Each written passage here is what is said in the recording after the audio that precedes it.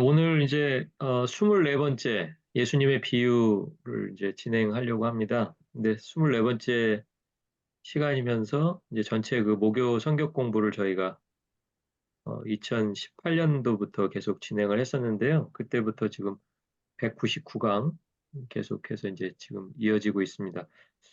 오늘 본문은 이제 마태복음 25장 31절에서 46절 말씀이고요. 그리고 제가 거기다가 이제 좀 써놓은 것은 그 누가복음 10장 30절하고 37절하고 굉장히 좀 비슷한 내용은 똑같지는 않지만 거기에서 이제 그 이야기하는 내용이 좀 비슷한 점이 있어서 나중에 그거하고 한번 좀 비교해서 보시라고 제가 말씀을 드렸습니다. 그러니까 누가복음 10장 30절에서 37절은 여러분 너무 잘 아는 말씀이죠. 그 선한 사마리아인의 비유. 저희가 이것을 이미 이제 한번 또 비유 시간에 다뤘던 기억이 있고요. 그 옆에 제가 이제 제목을 써드리지 못해서 혹시 펜이 있으시면 선한 사마리아인 비유라고 이렇게 써 놓으시고 그거하고 지금 무슨 관련이 있는지 그걸 조금 생각해 보시면 더 좋을 것 같아서 제가 거기다 누가복음을 좀 같이 적었습니다. 오늘 마태복음 25장 31절에서 46절은 보통 비유라고 이야기할 때 양과 염소 비유 이렇게 제목이 이제 붙어 있습니다. 그래서 이제 그 마지막 때가 되어가지고 인자 앞에 이제 모든 민족들이 다 나오는 장면, 그리고 나오는 그 사람들을 이제 두 그룹으로 나누죠. 그러니까 딱 두 개밖에 없습니다. 그러니까 저희가 비유에서는 항상 이렇게 두 가지로 나뉘는 그런 상황들이 많이 나왔었던 것 같아요. 두 개 이상은 다른 선택지가 없죠. A 아니면 B, 왼쪽 아니면 오른쪽. 그렇게 이제 두 가지로 나뉘는데요. 오늘 비유에서도 역시 마찬가지로 한쪽은 양, 한쪽은 염소, 이렇게 이제 딱 두 개로 나뉩니다. 그런데 이제 읽다 보니까, 이 이야기가 어떻게 해서 이 사람들은 양이라고 불리고 또 어떻게 해서 저 사람들은 또 염소에 해당하는 그런 사람들이 됐나를 생각해 보니까 결국은 이제 지금 비유를 통해서 말하려고 하는 것이 마지막 때에 대한 이야기를 하고 있지만 사실은 마지막 때로 가기 전에 지금에 대한 이야기다, 현재에 대한 이야기다라고 하는 그런 생각이 들어서 저는 이제 저 나름대로는 제목을 지금 어떻게 살 것인가라고 이제 그렇게 좀 비유를 저 나름대로는 제목을 붙여봤습니다. 그러니까 이제 이거는 항상 말씀드리지만 제 제목이에요. 그러니까 이제 여러분에게 프린트를 해서 메일로는 이제 똑같은 제목으로 해서 갔겠지만 여러분이 또 여러분의 제목을 이렇게 한번 새롭게 좀 붙여 보시는 것도 제가 이제 권해드립니다. 한번 그렇게 붙여 보시고요. 본문이 기니까 따로 읽지는 않고 바로 본문으로 들어가서 본문 속에서 무슨 이야기를 다루고 있는지 한번 그걸 보도록 하겠습니다. 이제 31절부터 시작하는데요. 31절에 보면은 시간이 나와 있어요. 시간이 언제냐면 인자가 자기 영광으로 모든 천사와 함께 올 때 이렇게 돼 있습니다. 그러니까 인자라고 하는 그 표현은 예수님이 이제 자신에 대해서 3인칭으로 얘기하실 때가 있으실 때 꼭 이 표현을 쓰셨어요. 그러니까 나라는 표현을 써야 되잖아요. 원래는 자기 자신을 다른 사람들에게 이야기할 때는 나라는 표현을 쓰는데 이제 나라고 말씀하신 적도 많지만 이제 특히 복음서 안에서 예수님이 자신을 마치 3인칭처럼 그러니까 그나 저 이렇게 하는 것처럼 인자라는 표현을 그런 쓴 표현이 많이 나옵니다. 그러니까 예수님이 말씀하셨을 때는 특별히 인자라는 표현이 그냥 예수님 자신을 가리키는 말이다. 이제 이렇게 이해하시면은 큰 어려움이 없으시겠습니다. 그러니까 예수님이 자기 영광으로 천사와 함께 올 때 그랬으니까 지금 이미 예수님은 이제 와 계신 거잖아요. 이 말씀을 하고 계신 당시에 이미 와 계신 거니까 우리는 이 비유에서 말하고 있는 그 시점은 다시 오실 때가 되겠구나. 이제 이렇게 이해하실 수가 있겠습니다. 그러니까 오시는 것과 처음 오신 것과 다시 오는 것 사이에는 분명히 이제 거쳐가야 할 시간이 이제 십자가라고 하는 시간이 따로 있죠. 십자가가 있고, 물론 십자가 이전에 고난 이후에 십자가, 그리고 부활하시고, 제자들을 다시 만나시고, 그리고 이제 승천하시는, 이제 그 사건이 다 있은 뒤에, 그때로부터 이제 얼마만큼의 시간이 흐르는지는 우리는 알 수 없죠. 그거는 이제 예수님 본인조차도 제자들에게 말씀해 주시지 않고, 때와 기한은 아버지만 아신다. 아버지께 달려 있다. 라는 말씀으로 더 이상 이제 질문할 수 없게 그렇게 이제 만드셨던 적이 있었습니다. 그러니까 이제 인자가 자기 영광으로 올 때라는 것은 예수님이 다시 오시겠다라고 말씀하신 그 시점에 지금 어떤 일들이 벌어질 것인가. 그러니까 이 제자들 입장에서는 이 비유를 듣고 있을 때가 현재라면 당연히 이제 미래에 벌어질 일들이겠죠.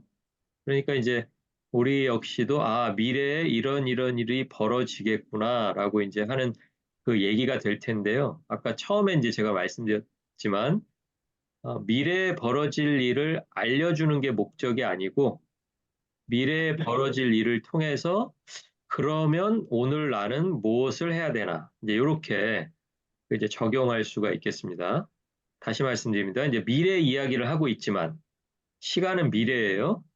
인자가 올 때라고 하셨으니까. 그런데 미래에 벌어질 일들을 알려주는 것이 목적이 아니고 그 미래에 벌어질 일들을 통해서 오늘 나는 어떻게 오늘을 살아가야 되나 이 이야기를 이제 하시고 싶어서 이제 이 비유를 하신 것입니다. 자, 그러니까 이제 우리가 여기서 하나 알 수 있는 게 뭐냐면 인자가 올 때라고 말씀하셨는데 우리는 그 시점이 언젠지 모르잖아요. 때와 시간은 모르잖아요. 그런데 한 가지 분명한 것은 뭐냐면 그 시간이 반드시 온다. 예, 온다 하는 거. 그게 한 가지가 일단 분명한 거고요. 그리고 그냥 오는 것이 아니라 모든 천사와 함께 온다 그랬으니까 이게 그냥 개인적으로 조용히 오시는 게 아니죠. 오히려 처음 세상에 오실 때는 모든 사람에게 막 알리면서 오시지 않았잖아요. 그죠? 베들레헴에서 태어나실 때는 사실은 몇몇 사람들만 인도하심을 받아서 메시아가 나셨다. 또 그리스도가 나셨다. 이것을 쫓아왔던 것을 우리가 이제 성경에서 이제 이렇게 확인할 수가 있습니다. 그런데 지금 오늘 31절에 뭐라 그러냐면 모든 천사와 함께 자기 영광으로 온다. 이렇게 했으니까 이거는 개인적으로 오는 게 아니고요. 또 비밀스럽게 오는 게 아니라 어떻게 온다는 걸 알 수 있나요? 공식적으로 오픈해서 모든 사람이 다 알 수 있게 온다. 네, 그것을 알 수가 있습니다. 32절에서 그게 더 분명해지죠. 모든 민족을 그 앞에 모으고 그랬으니까 사실 모든 민족을 모을 수 있는 힘이 없으면 사실은 이렇게 할 수가 없겠죠? 그렇죠? 여러분 어느 정도 힘이 있어야 이렇게 할 수 있을까요? 모든 민족을 다 내 앞에 모여봐라 할 수 있을까요? 그러니까 이건 지금 상상이 안 되는 거잖아요. 그렇죠? 예, 우리가 누구 모이라 그러면 모일 수 있는 숫자가 있잖아요. 예, 저는 모이라 그러면 한 두 명 정도는 확실하게 모을 수 있는데 두 명 이상은 좀 긴가민가 합니다. 모일 수도 있고 안 모일 수도 있고. 그런데 오늘 성경이 32절에 얘기하는 것처럼 모든 민족을 다 모으시려니까 이것은 공식적인 두 번째 재림이기도 하지만 그때 오실 때는 처음 오실 때와 같지 않게 어마어마한 그 권세와 영광을 가지고 오실 거다. 요거를 알 수가 있는 거죠. 그러니까 이제 우리가 믿고 있는 예수님이 그런 상태에서 오신다는 것을 우리들이 기억하면서 사는 게 중요하다는 거예요. 그러니까 두 가지요. 하나는 오신다는 것이 때와 시간이 불분명하지만 분명히 오신다. 그거 한 가지 하고요. 그리고 오실 때는 처음 오실 때와는 다르게 큰 권능과 권세와 영광으로 오신다. 요 두 개를 같이 기억하는 것이 이제 오늘을 살아가는 우리들에게 영향력이 있다라는 거예요. 그러니까 우리가 이제 간혹 가다가 오신다는 사실도 잊어버리고 또 그렇게 영광으로 오신다는 사실도 잊어버리기 때문에 우리들이 가끔 막 힘들어하기도 하고 아니면 뒤로 막 물러가기도 하고 좀 이제 뭐 딴 생각을 하기도 하고 이제 뭐 여러 가지 일들이 벌어지는 거죠. 자, 그리고 또 한 가지는 거기 그 32절에 보시면 이제 모든 민족을 그 앞에 모은다고 했잖아요. 그러니까 이 민족이 내가 모이고 싶다, 모이고 싶지 않다고 없는 거죠. 그렇죠? 예, 그러니까 예수님이 모으시면 본인이 뭐 모이고 싶어서 모이는 게 아니고 모이기 싫다고 안 모이는 게 아니고 그러니까 예수님의 능력과 영광으로 그냥 그 일을 행하신다. 상관없이 이렇게 서야 되고요. 그리고 나서 이제 예수님께서 그 모여 있는 그 사람들을 두 그룹으로 나눈다는 거예요. 아까도 말씀드렸다시피 이 두 개로 나누는 일 역시 한쪽을 뭐라 그러냐면은 양과 염소를 구분하는 것 같이 해서 양에 해당하는 사람을 그 오른편에 두고요. 염소에 해당하는 사람을 왼편에다 둡니다. 그러니까 모든 사람의 결과가 나중에 왼쪽 아니면 오른쪽인 거예요. 예, 그양 아니면 염소. 그 중간이 없다는 거죠. 그렇죠? 저희가 비유에서 몇 번 그런 비유들이 있었잖아요. 중간이 없어요. 그러니까 중간이 없다라는 것은 이게 굉장한 이제 뭐라 그러죠? 부담감이 있는 표현입니다, 이게. 그러니까 내가 살아가고 있는 이 현재로 말미암아서 미래가 결정이 될 건데 현재 때문에 결정되는 그 미래는 중간이 없다라는 거예요. 근데 우리는 이제 살아가면서 수많은 중간을 경험하잖아요. 그렇죠? 꼭 이거 아니면 저거라고 결단을 안 하고 그 중간 어디 이제 어정쩡한 상태로 이제 많이 살아갈 때가 있는데 사실은 맨 마지막 그 예수님께서 오시는 순간으로 가면 갈수록 그 중간에서 한쪽 편으로 선택이 되어져야만 하는 그런 상황들이 계속해서 온다라는 거예요. 그러니까 우리가 그런 것만 생각해 봐도 우리가 좀 이렇게 불분명한 태도, 좀 어정쩡한 삶을 좀 정리할 필요가 있다라는 것이죠. 어차피 마지막에 그렇게 갈 거라면, 그리고 그게 우리의 정해져 있는 마지막 모습이라면 언젠가는 정리해야 될 거 아니겠어요? 그죠? 계속 중간에다가 이렇게 뭐라 그래요? 그걸 양다리라 그러나요? 예, 나는 왼쪽도 아니고 오른쪽도 아니고 나는 중도야. 뭐 그게 이제 뭐 정치에서는 그런 표현이 가능할지 모르지만 신앙에서는 그런 지역이 없다라는 거예요. 그 조언이 없어요. 왼쪽 아니면 오른쪽, 양 아니면 염소, 뭐 그렇게밖에는 나중에 결정 지어지지가 않는다. 그리고 이제 하나 이제 거기 쓰여져 있지는 않지만 우리가 하나 짐작할 수 있는 게 뭐냐면 한쪽 편을 양이라고 세우고 다른 한편을 염소라고 세웠는데 뒤에 내용에 보시면 여러분 느끼셨겠지만 본인이 양인 것을 알고 서 있는 사람이 없다는 걸 여러분 느끼시죠?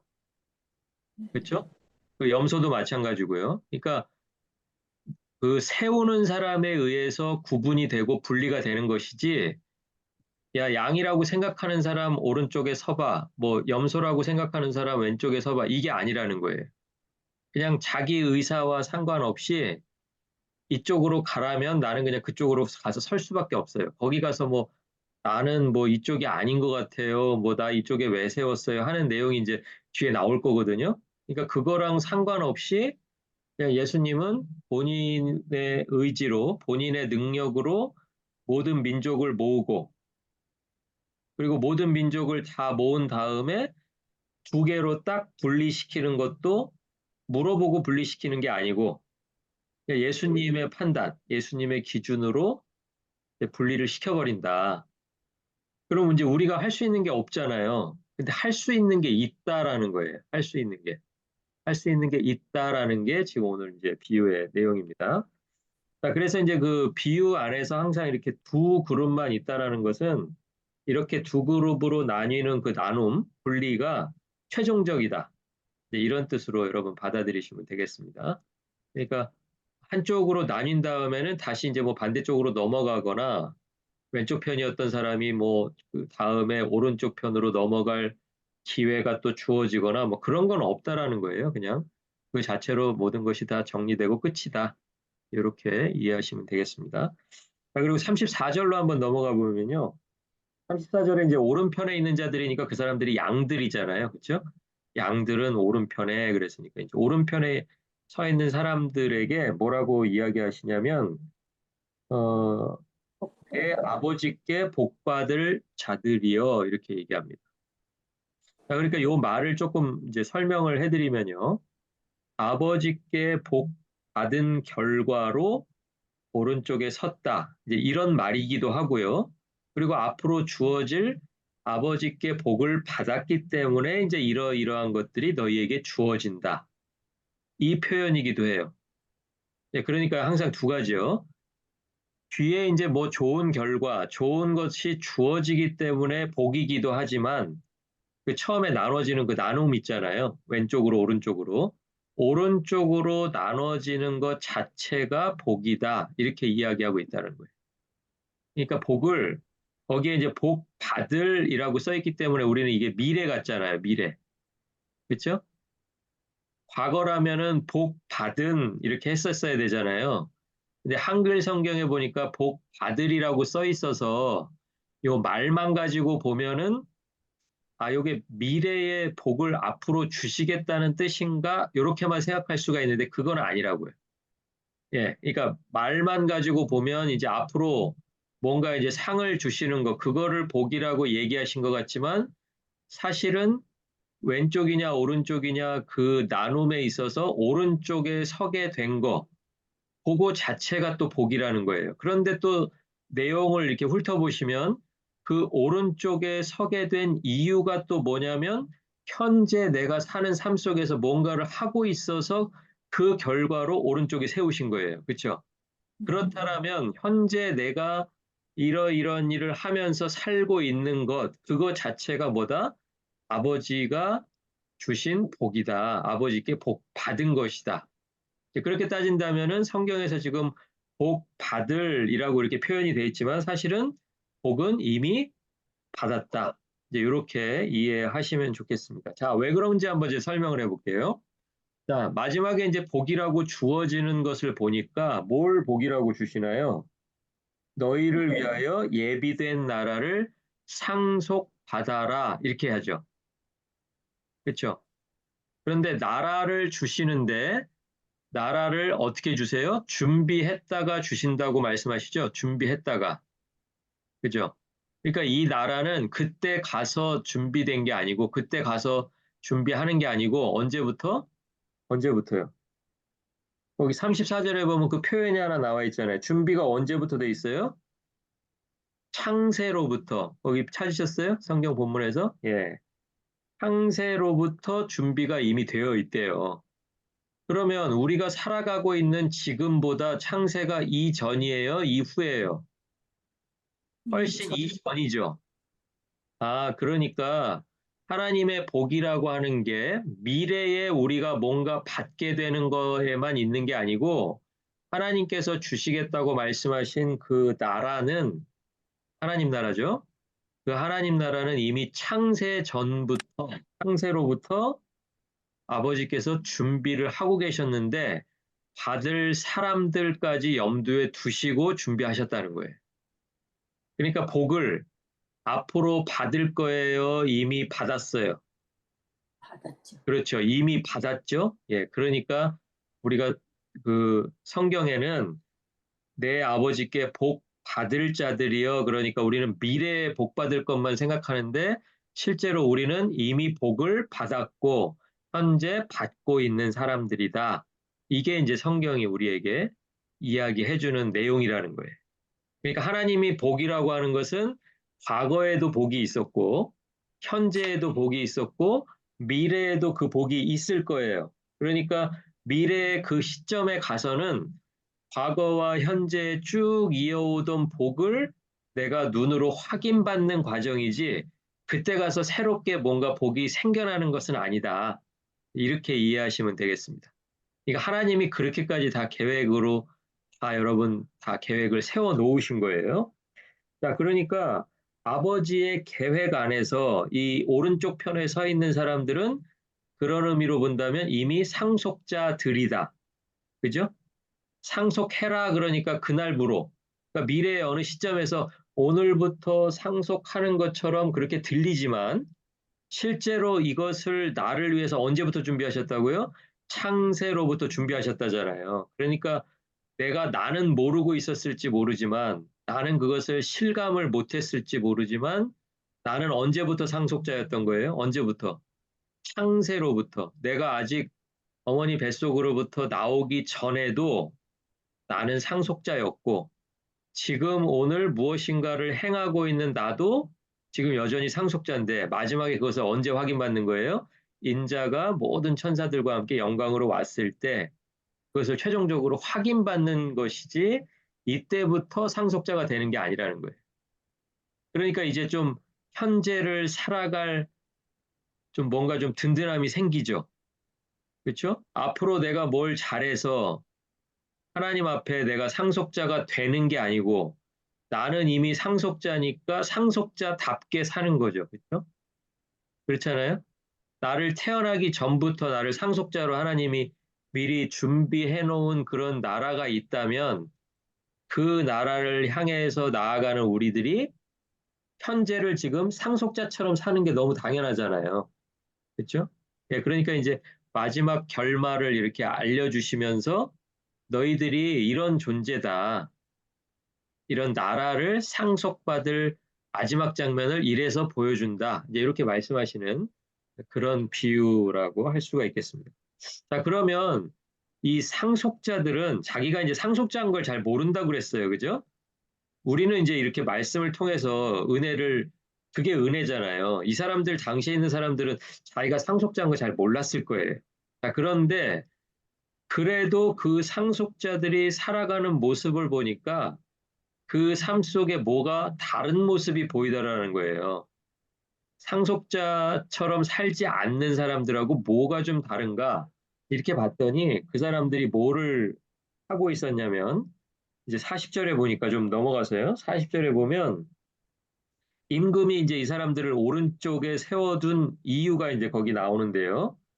뭐를 했냐면 누군가가 굶주렸을 때, 배고팠을 때 먹을 걸 주고 그리고 목마를 때 물을 주고 그다음에 나그네 되었을 때 영접하고 벗었을 때 옷을 입히고 병들었을 때 돌보고 갇혔을 때 와서 보았기 때문에 내가 이쪽으로 구분을 했다. 이제 이렇게 말씀하시는 거예요. 임금이요. 자, 그런데 거기 자세히 보시면 어떤 한 사람을 이야기하는 게 아닌 것 같죠. 왜냐하면 어떤 한 사람이 누군가가 굶주렸을 때 또 누군가가 목마르고 누군가가 나그네 되었고 벗고 병들고 하는 그 사람이 한 사람 같이 느껴지지가 않잖아요. 그렇죠?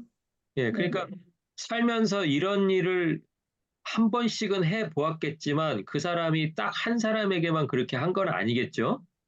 자, 그런데 예수님께서 맨 마지막 때가 되면 뭐라고 말씀하시냐면 내 형제 중에 지극히 작은 자 하나에게 그렇게 너희들이 했던 그 순간에 그 나에게 한 것과 지극히 작은 자 하나에게 한 것이 같다라고 말씀해 주시는 거예요.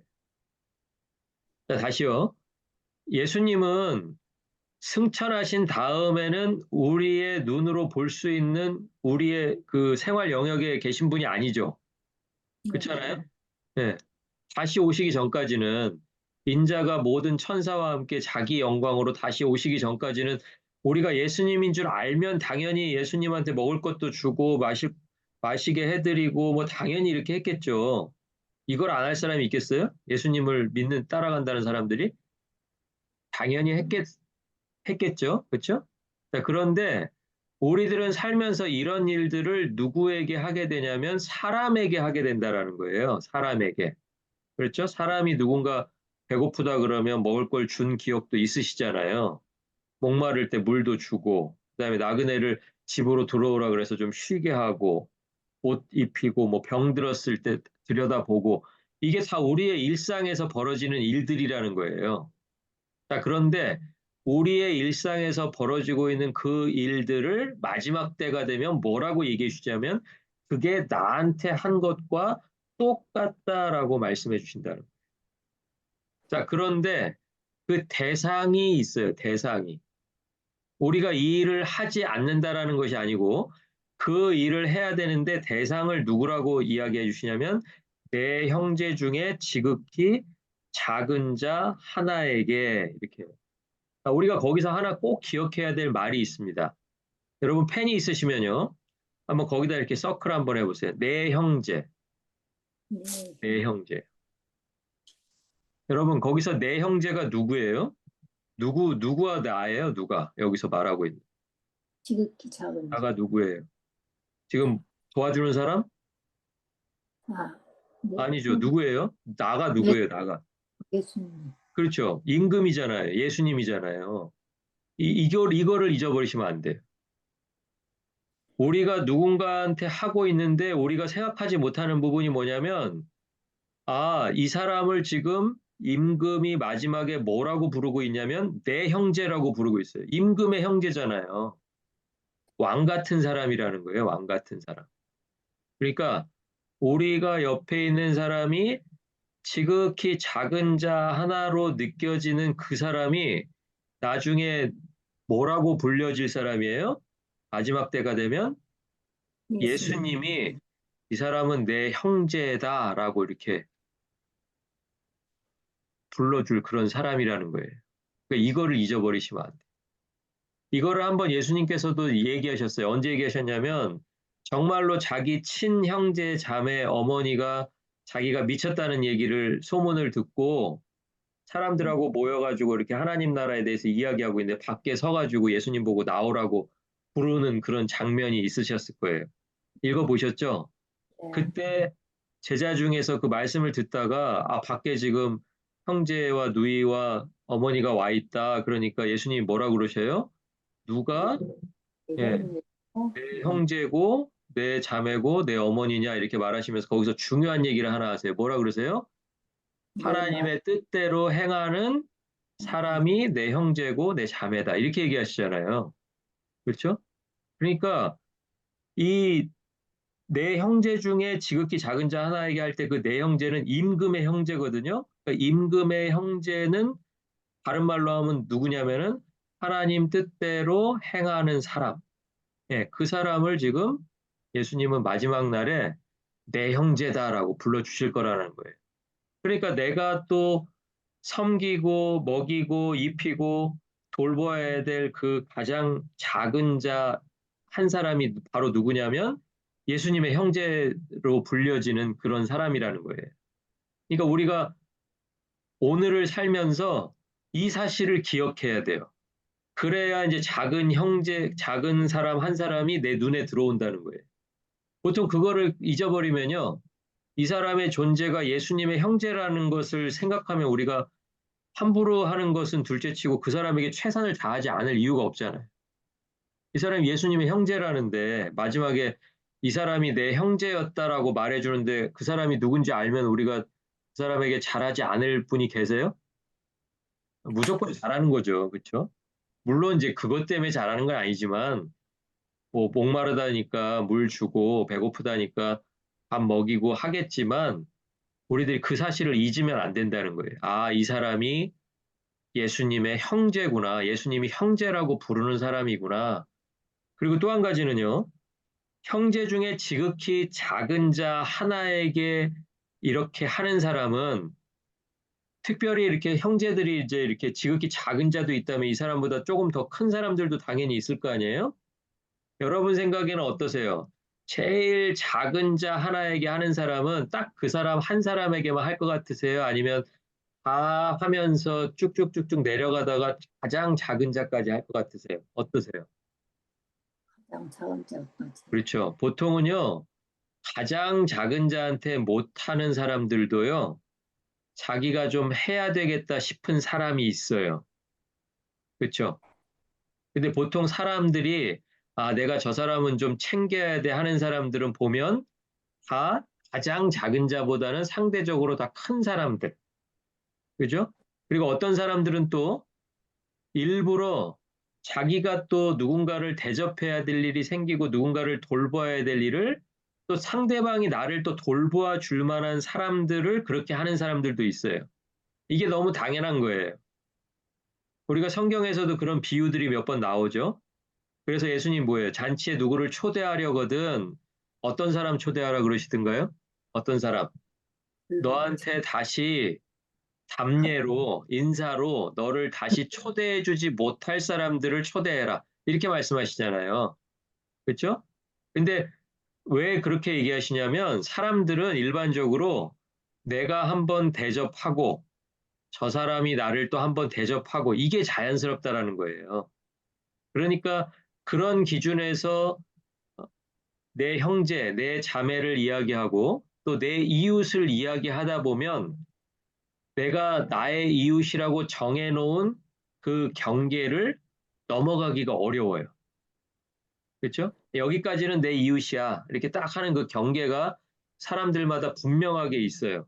그래서 조금이라도 그 경계 바깥에 있는 사람들은 내가 그 사람을 이웃이라고 생각하지 않고 그 이웃에게 했던 일들을 그 사람한테까지는 하지 않아요. 근데 오늘 그 경계 밖에 있는 사람을 오늘 성경의 말대로 한다면 그 사람이 누구냐면 내 형제 중에 지극히 작은 자라는 거예요. 그러니까 다른 사람들이 잘 돌보려고 하지 않는 그 사람한테까지 그렇게 신경을 쓰지 않는 그 사람이 바로 작은 자 하나라는 거예요. 그러니까 작은 자 하나를 신경 쓰는 사람은 당연히 이 사람보다 조금 더 큰 사람, 조금 더 큰 사람 다 신경 쓰고 그 사람까지 신경 쓰는 거지 아무도 신경 쓰지 않는데 그 사람 하나만 딱 찍어가지고 가장 작은 자 하나만을 그렇게 할 수가 없어요. 그렇죠? 그리고 이 사람이 어떤 사람이 가장 작은 자인 줄 알고 하겠어요. 그러니까 모든 사람에게 그냥 다 최선을 다하는 거죠. 예. 그게 하나님 뜻대로 행하는 거라고 믿고 모든 사람에게 이렇게 다 최선을 다하다 보니까 어느 사람에게까지 자기가 최선을 다한 거예요? 가장 작은 자, 지극히 작은 자 하나에까지 그 마음이 도달한 거예요. 그러니까 예전에 제가 아까 그 누가복음 10장 30절에서 37절을 거기다 써드렸잖아요. 그 제목이 뭐라 그랬어요? 선한 사마리아인의 비유. 선한 사마리아인의 비유 맨 마지막에 예수님이 제자들에게 이렇게 물어보십니다. 그러니까 이 얘기를 다 들은 다음에 누가 강도 만난 사람의 이웃이냐라고 물어보시지 않으시고 거기 뭐라고 물어보셔요? 이웃이 되겠느냐 이렇게 물어보시잖아요. 그죠? 그러니까 그 전까지는 이웃이었다는 거예요? 이웃이 아니었다는 거예요? 그 전까지는 이웃이 아니었으니까 그런 표현을 쓰시겠죠. 강도 만난 사람하고 사마리아인하고는 그전에는 이웃이 아니었어요. 근데 그전에는 이웃이 아니었던 두 사람이 이제 이웃이 된 거예요. 그렇죠? 그러니까 이웃의 경계를 누군가가 넘어간 거예요. 근데 넘어간 사람이 누구냐면 넘어갈 것 같지 않았던 사마리아인인데 그 경계를 넘어가서 강도 만난 사람에게 이렇게 친절을 베풀고 은혜를 베풀 때 그 비유를 말씀하신 거거든요. 그러니까 그것을 오늘 똑같이 한번 적용을 해본다면 오늘 하고 있는 이 비유 속에서도 내가 여기까지 이 사람까지는 내가 해야 되겠다라고 한 그 경계를 넘어가야 누구를 만나게 된다는 거예요? 내 형제 중에 지극히 작은 자를 만나게 된다라는 거예요. 그러니까 그 사람까지 가기 위해서는 그 사람 앞에 수많은 사람들이 있었을 거예요. 몇 명인지는 모르겠지만. 그런데 그 수많은 사람들을 다 최선을 다해서 섬기고 돌보고 들여다보고 하는 그 사람이 누구를 만나요? 내 형제 중에 지극히 작은 자를 만나고 그 결과 마지막 날에 어떤 판결을 받냐면 오른쪽에 서서 창세로부터 예비했던 그 나라를 상속받아라 라고 이렇게 말을 듣게 된다라는 거예요. 자, 그러니까 이제 제가 설명을 좀 길게 했지만 똑같이 적용을 해보면 그 41절에 보면 이제 저주받는 사람들이 나오잖아요. 저주받는 사람들이라고 해서 누군가 배고팠을 때 먹을 거 안 줬을까요? 누가 목마를 때 마시게 한 적이 없었을까요? 있었을 거예요. 저는 왜 그렇게 생각하냐면 44절 한번 보실래요? 44절에 보면 뭔지 그들도 아는 대답하여 이르되 주여 우리가 어느 때에 주께서 줄이신 것이나 목마르신 것이나 나그네 되신 것이나 헐벗으신 것이나 병드신 것이나 옥에 갇힌 것을 보고 예, 공양하지 아니하더이까 이렇게 말하잖아요. 그러니까 이 말 속에는 자기들이 그렇게 한 적이 누군가에게 한 적이 있다 없다. 있다. 있으니까 이렇게 얘기하는 거죠. 그죠? 아, 우리도 할 만큼 했습니다. 우리도 내 이웃을 내 몸과 같이 사랑하라 그래서 내가 이 사람은 내 이웃이니까 이 사람한테는 내가 그렇게 해야 되겠다라고 정해놓은 사람들이 다 있었다라는 거예요. 그러니까 이 사람들의 문제는 뭐냐면 아무 일도 하지 않은 게 아니라는 거예요. 네. 잘못 생각하시면요, 이 비유 속에서 한쪽은 좀 착한 일들을 많이 하고 한쪽은 그런 일들을 안 했다고 지금 뭐라고 하시는 것처럼 생각하시기가 쉬운데 내용을 자세히 읽어보시면 두 그룹 다 똑같이 누군가를 먹이고 마시게 하고 옷도 입히고 그렇게 했을 거예요. 그런데 차이점이 뭐예요? 한쪽은 오른쪽에 있는 사람들은 지극히 작은 자한테까지 그렇게 했다는 거고요. 왼쪽에 있는 사람들은 그렇게 거기까지 가지 못했다라는 게 문제라는 거예요. 그러니까 내가 정해놓은 그 경계, 내가 이 사람은 내 이웃이야라고 딱 세워놓은 그 울타리를 전혀 넘어가지 않고 하나님은 그 바깥으로 나가기를 원하시는데도 나는 그냥 나의 기준을 가지고 내가 섬겨야 될 사람들을 섬겼기 때문에 지금 44절 같은 이야기가 나오는 거예요. 제가 주님이 만약에 그렇게 줄이신 것을 봤다면 제가 공양 안 했을까요? 내가 이 사람들에게도 이렇게 하는데 지금 이런 뜻이잖아요. 그죠? 거기 그렇게 써 있잖아요. 그죠? 보고 공양하지 아니하더이까? 그러니까 예수님께서 내 눈앞에서 그런 모습으로 계셨더라면 내가 당연히 했겠죠. 그런데 똑같이 말씀하시죠. 그러니까 내가 진실로 너희에게 이르노니 이 지극히 작은 자 하나에게 하지 아니한 것. 그러니까 지극히 작은 자 하나를 가리키면서 이 사람에게 하지 않았다라고 했을 때는 그 사람들은 할 말은 없는 거예요. 왜냐하면 안 했거든요. 그 사람에게. 예, 그러니까 나는 여기까지만 하면 돼. 나는 이 사람에게 하는 것으로 나는 충분해라고 생각한 것이 잘못이었다라는 것이지 이 사람들이 앞에 얘기했던 그 내용들을 전혀 하지 않아서 지금 왼편에 서라고 했던 게 아니라는 거예요. 자, 그러니까 우리가 상속자라면 우리가 마지막에 오른편에 서야 될 양이라면 우리들의 현재는 지금 무엇을 하고 있어야 된다라는 거예요.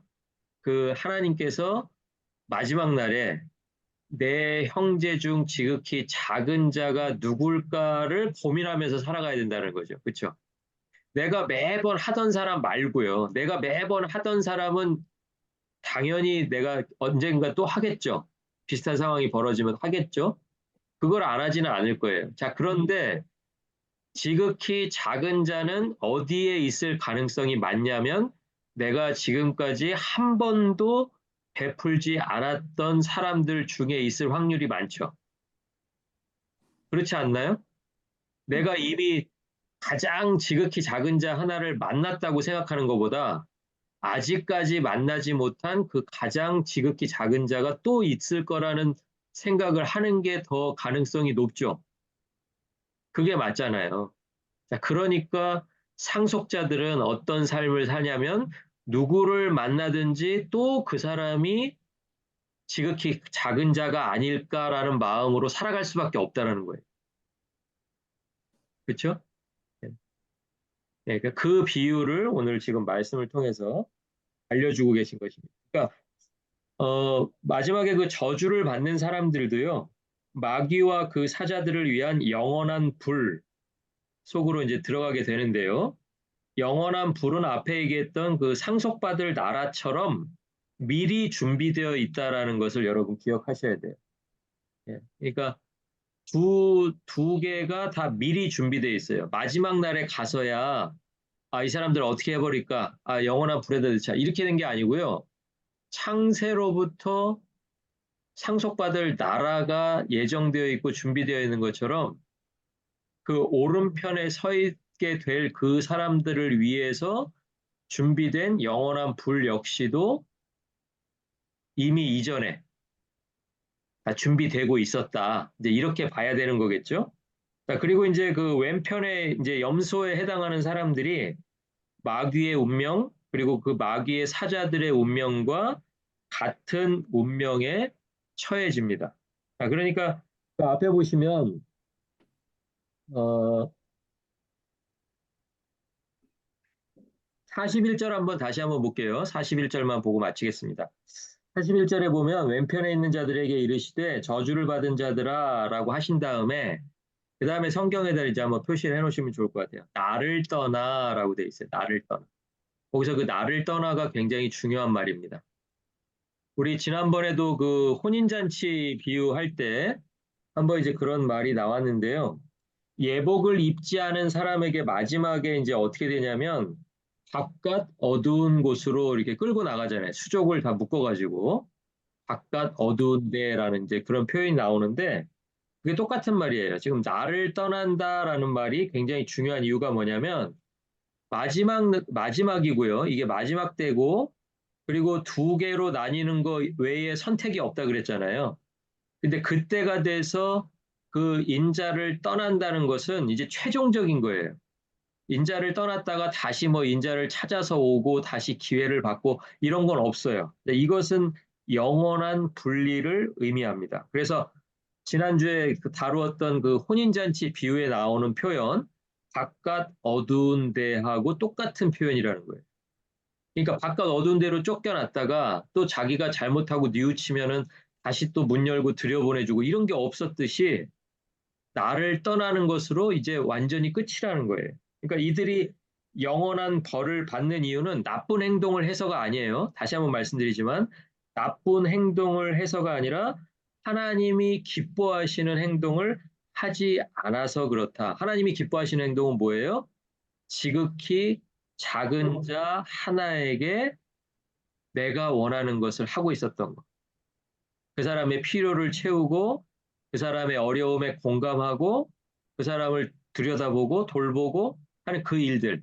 그 일들을 하나님이 기뻐하시는데 거기까지 가지 못했던 것 때문에 왼편에 섰던 것이지 뭐 나쁜 짓을 해서 마지막에 그런 결과가 된 게 아니다. 이제 이것을 오늘 비유가 이야기해주고 있습니다. 그래서 이제 마지막에 우리가 꼭 생각해 봐야 되는 질문 한 가지가 뭐냐면 인자가 오실 게 확실하잖아요. 그렇죠? 우리가 종종 잊어버리기는 하지만 오늘 비유를 통해서 인자는 분명히 오신다. 그것도 조용히 오시는 것이 아니라 개인적으로 오시는 것이 아니라 공식적으로